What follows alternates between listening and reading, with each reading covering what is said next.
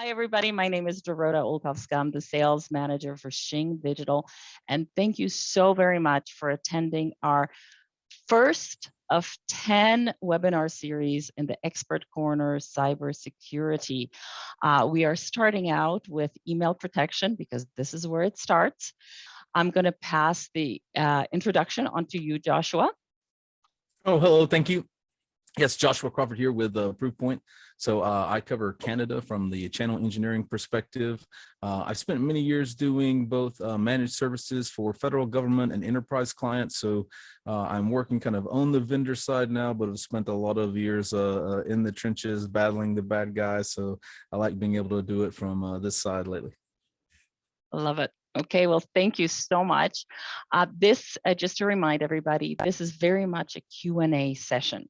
This is not meant to be this is a presentation and we're going to tell you all the details that we want to share. This is more of an interactive session. And in order for it to be interactive, I need you guys to ask questions. We have some questions that we felt you might want to hear the answers of, but please make sure to interact with us. Again, just a reminder, you can raise your hand.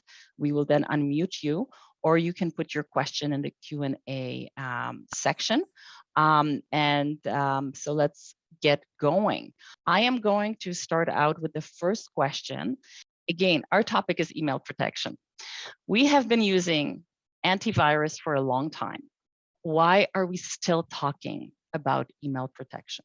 Right. So my guys on the inside are telling me that we see about 25% of all global email traffic. And what we're seeing is that the attachment-based attacks are staying static at a number, right? It's not growing. They're not the bad guys, the threat actors out there. They're not evolving new attachment-based attacks, right? Those are kind of static and almost old school, if you will. So they're not going new places with attachment-based attacks. Those are very easy for most traditional either endpoints or email filtering to just look at and say, yes or no, is this good? Is this bad? So what we're seeing now, instead, we're seeing the business email compromise, the email account compromise, to where the bad guys are instead trying to trick our people. They don't need to get past our firewalls with 0 days if they can get to the head of our accounting. I always make the joke that the most powerful person in your organization is the person that can reset all the passwords at the help desk. If they can compromise that single individual, if they can compromise the single head of accounting, then they can, change and access funds anywhere. And it's potentially a greater risk than even ransomware. Okay. Well, I have a very, very brief side story that I fell for this today myself. I'm in this industry, and we had an internal phishing attempt where there was an announcement of a new employee, and I'm like, yay, congratulations. Of course, it wasn't a real phishing attack, but I go through this training, I talk about it all the time. Fell for it again. Okay, we have a first question from Carl. Can you compare Microsoft Office 365 Defender with Proofpoint email protection? Yes, absolutely. Do you mind if I share a slide as I talk about this? Not at all. Sometimes it's easier to refer to a slide. Go right ahead. So this is, I'll give you the super quick version of comparison versus some of the Microsoft stuff.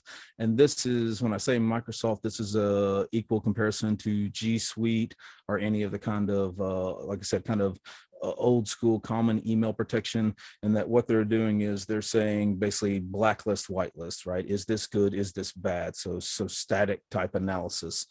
Does the IP match the .com, right? Does the TLD and URL match the IP? Then they're also saying, based upon that, if it does match, is it good or is it bad? The problem that we see and run into these days, if you're doing any type of threat intelligence or whitelisting, or if you're looking at traffic on the firewalls, a single Google or Microsoft IP address can host, 4, 6, 8, 10 million IPs and hosted services behind, whether that's hosted web services, hosted email services, hosted file sharing services, whatever it may be.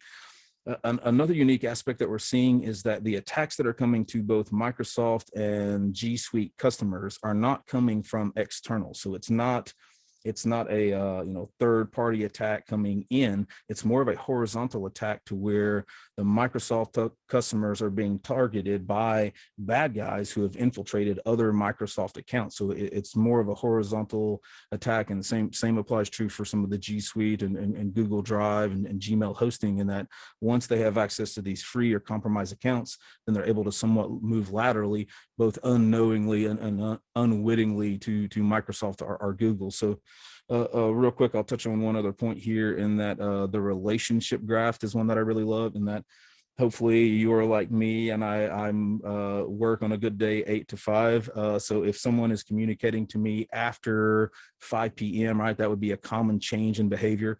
If there's someone from my team that I normally communicate with, my peers, my management, suddenly I start getting emails at 2 a.m. that are saying, we are also at Proofpoint, we're using our machine learning analysis to look at the subject, the body of the message, the wording, the phrasing. Is it conveying emergency? Is it at 2 a.m. on a Saturday night or Sunday morning? And is it asking me to do something immediately, because of an emergency? So a lot of this data that we're looking at is, as I said, beyond the kind of a static yes or no protection. Okay, Carl, just the question, did that answer your question? Yes. Okay, awesome. We have the next question that we have here. Can you talk about what is sandboxing and why do we want it? Sure. So another shift that we've seen in the attacks, I mentioned the message and attachment based attacks. So one of the shifts that we're seeing is the URL based attacks. And so this is more complicated than in previous times. We could tell our users, hover over the link. Let's see if it's really PayPal. Where is it directing you? A common person could see this and make a knowledgeable, logical assessment of, is this link actually going to where I think? But now we're seeing attacks that are more sophisticated than that. And this is where the threat actors are transitioning to. So what they're doing now, instead, they'll send me, I'll use myself as an example. They'll send me an email 8 p.m. on a Friday.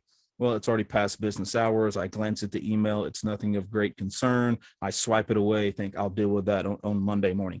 When the email comes in, the URL links, the HTML links inside the email are clean. Our common providers, G Suite, Office 365, they would not catch this as a bad link. It's from a reputable source, and the link is clean at the time.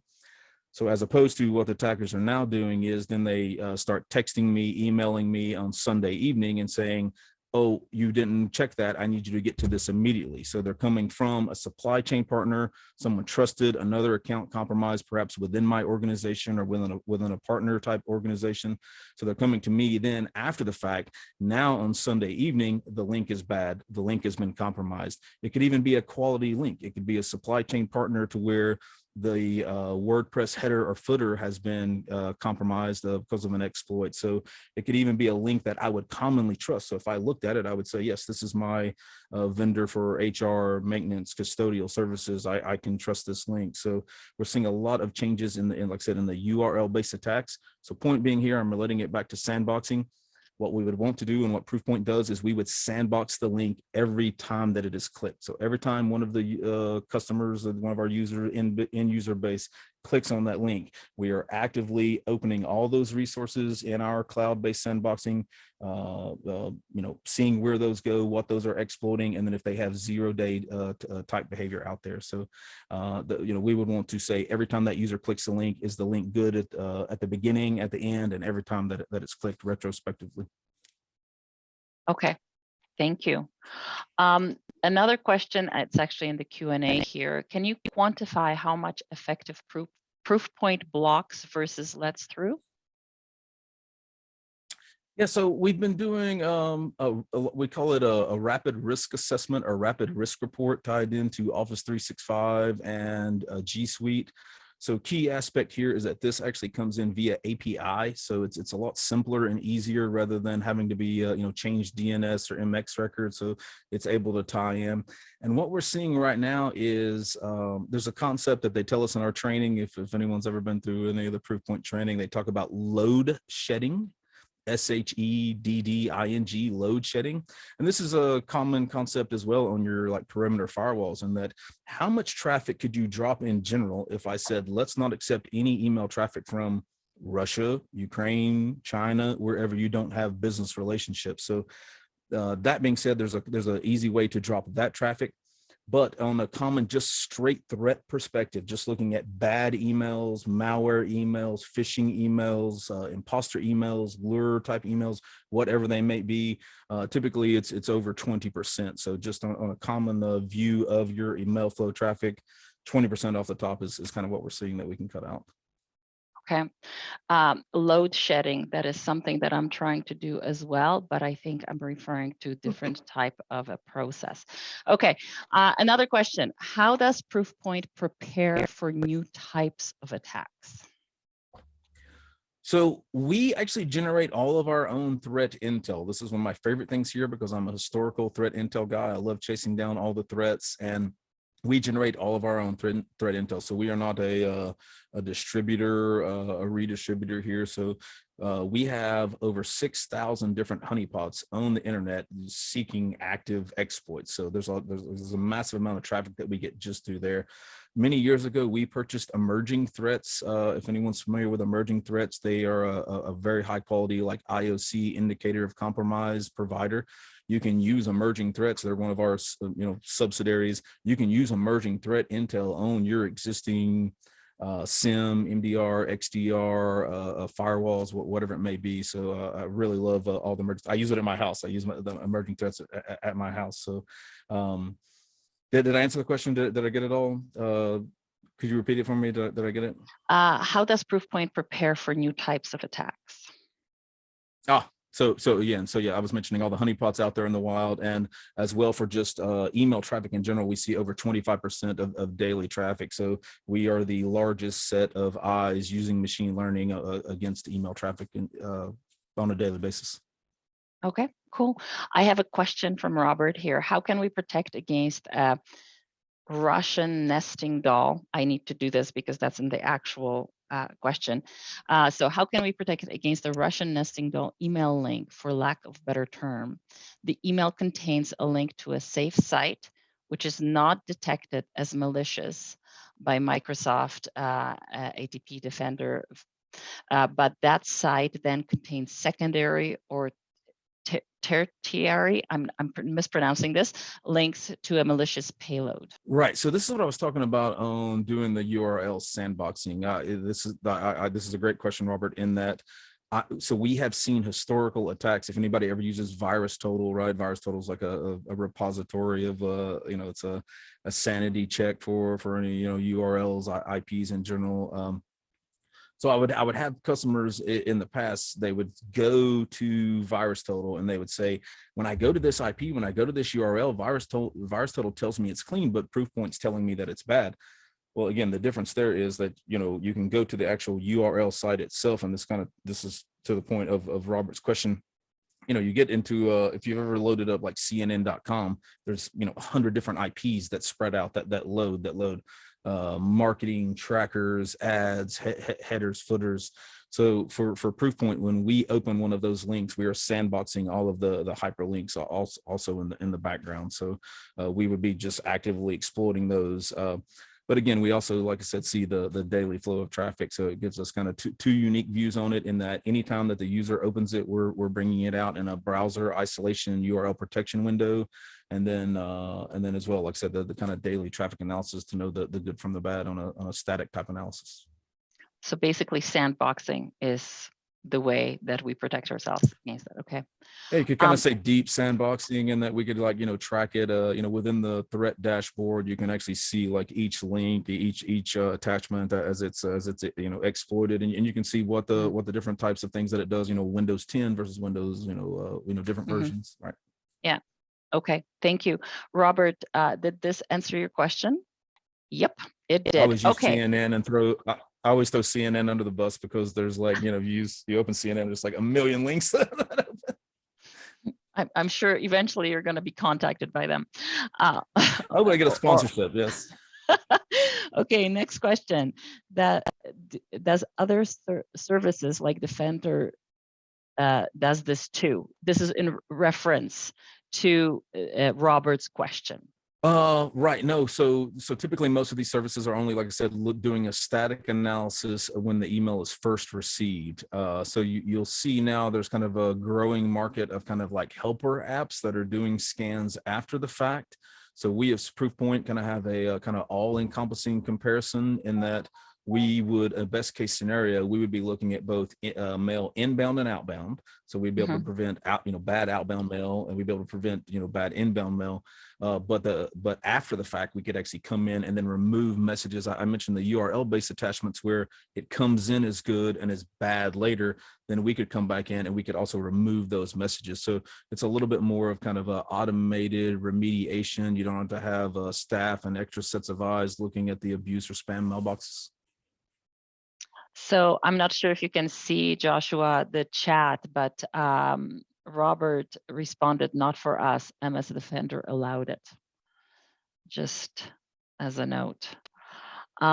So, yeah, who would you say are the top 3 email security vendors outside of Microsoft, and how does Proofpoint compare?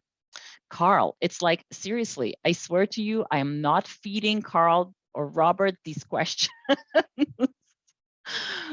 Go ahead. Okay, yeah, no worries there. No worries. So, one of my favorite things about Proofpoint, if you look at our mergers and acquisitions, in that we bought SendMail, we bought Emerging Threats, several of, I'll give you a quick comparison. It's like when your favorite sports team gets also all of your favorite players, then you think, well, what have I got to lose here? I'm both a fan of who's coming in and the company itself. So again, we bought like Emerging Threats, SendMail, some of the technologies that we brought in are like some of the original, like, email scanning, email flow type technologies. So I would say beyond us, as far as other competitors, we are coming in as a security platform play. So there's other things that we do, including like insider threat archiving, DLP, cloud, CASB, CSPM. So I would say, our other competitors would be kind of just, platform-based competitors who are, we're trying to go for also like kind of a vendor consolidation, right?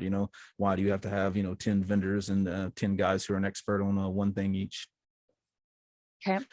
I see the next question. Go ahead. Yeah, is there a home version of Proofpoint? There is a kind of an SMB or home version that we call Essentials. So basically you get, all the protection and the like kind of limited reporting, basically. Okay. You just want to, if you're at home, you just want to be protected. You don't care where it comes from. Yeah. Gotcha. Okay. How does anti-impersonation work? So like I said, what we're looking for is there's some static analysis of, does the IP match the URL? This is where it becomes a challenge. Like I said, now in the cloud hosting services of today, there can be 4, 6, 8, 10 million IPs behind a single Microsoft or Google hosted services. So the key point there is going to be building the patterns of communication, right? So, do we see these coming from this person at this time? So does it match? Because, very well with hosted services, the IPs may even change. I use personal hosted services for my personal webmail. And it may change over time. I don't have control of which exact SMP server that they migrate me to over time. Same is similar with Office 365 or G Suite. So, you may not also know, or your partners, your customers may not know their originating SMTP. It's just, behind the generic kind of Microsoft Office 365, G Suite, cloud type addresses. So that's where it becomes challenging to do kind of the traditional static analysis. And that's why we're looking at more of the relationship graphs of, what do we see coming from this IP? Did suddenly this information change? Is there a modification in behavior? Is it at odd times, et cetera? So linked to that, and you somewhat spoke to it already, but can we truly trust anti-impersonation? Like how effective is it? So great point. I would say the biggest risk that we have overall, we have a threat funnel, which kind of shows the total amount of emails that are coming in and the ones that we block just because we say, okay, these are known bad IPs, known bad domains, and it kind of, it thins the funnel down as we see. Now we're blocking on attachment based threats. Now we're blocking on phishing based threats, and the funnel just keeps getting, keeps getting smaller and smaller. So I think you talk about anti-impersonation here. I think the truly most dangerous ones are the threats where someone legit, someone, again, a business partner, supply chain, whatever it may be, is truly compromised and they don't know it. So do one of my coworkers send me a TikTok link, a Reddit link that's compromised, has, like I said, bad header or footer. So those are the ones on the threat funnel that filter all the way down. And then we have to actually look at that, do the sandboxing at the end. So for the anti-impersonation, we're never going to get to 100%. We're trying to always just, build that number up. And I think, again, that's why kind of that machine learning analysis of the behavior and the communication and the we call it the people-centric part, to where they're no longer trying to just throw 0 days at us. They're trying to get through the filters with a personal email address and trick our people. Yeah. Again, tricked today. Okay. That's Proofpoint. Sorry, does Proofpoint protect against internal emails as well? We do, and I think that's one of the biggest ones. In that, again, I mentioned the email account compromise, right? So we see so often that people are reusing passwords both for business and personal. So if someone gets your Gmail account, utility account, whatever it may be, if they're able to compromise one of your smaller supply chain vendors or an outside customer vendor, they would have access to that internal. So yeah, I think that's one of the threats that we're seeing now, in that, again, people are not just throwing 0 days against the firewall anymore, right? They're trying to penetrate both horizontally. I'll tie in that a lot of the actual threats that we see lately, a lot of the ways that they're getting into these big companies are getting into our supply chain partners through some of our kind of a SaaS vendor side subcontracted services. For instance, Slack, ServiceNow, Salesforce, GitHub. If they can penetrate one of our accounts that we use to log into those, then they can kind of get back in. So they don't necessarily even have to come from the outside. If they can penetrate one of our accounts and get internal access, then we can stop those threats horizontally and identify those. Yeah. So in our previous conversations, you were mentioning how this is email protection is really one of the biggest areas where the bad actors can get through. So many of us focus on the bigger portions of cybersecurity, but this is still shockingly one area that is still underutilized with regards to protection. So what should we look for with an advanced email protection? So for those attending or listening to this video later on who are saying, you know what, I think I'm good, I think I'm covered, how can they double check whether they indeed are? Right. That So was a let me give you two-parter. the extreme. Yeah, right. Yeah. Let me give you kind of the extreme example. So we are seeing, like, say, international corporations that are our customers. They're having to make hard decisions now for, do we allow attachments internally again? Do we allow attachments from outbound? Do we, I'm telling you, 20% of all threats that we see are attachment-based threats. You could essentially eliminate attachment-based threats if you no longer accepted outside attachments. But then how do you transfer files internally, externally? Do you Exactly. have a FTP, encrypted file services? Another example would be, we are seeing customers, like I said, international threat type situations of turning off HTML emails. Your internal users cannot click a link if it is not in blue. They will have to copy and paste it. The risk is reduced. So I would say for advanced threat protection, there is an extreme scenario here that we may get to in the future, where we have to be a stop sign and say, we can no longer accept attachments. We can no longer accept HTML emails. But instead, here's an alternative that, instead of being a stop sign, we can be a yield sign for our users and say, we are protecting you. We're scanning the link every time. We're kind of enabling them to kind of continue and work, rather than so as far as the advanced threat protection, I would say, like I said, if we're sandboxing the URL every time, if we're doing the relationship and kind of the graph based protection, then our users can kind of just operate on a daily basis. We want to make them smarter, but we want to be able to kind of give them the full array of our technology in front of us. Okay, thank you.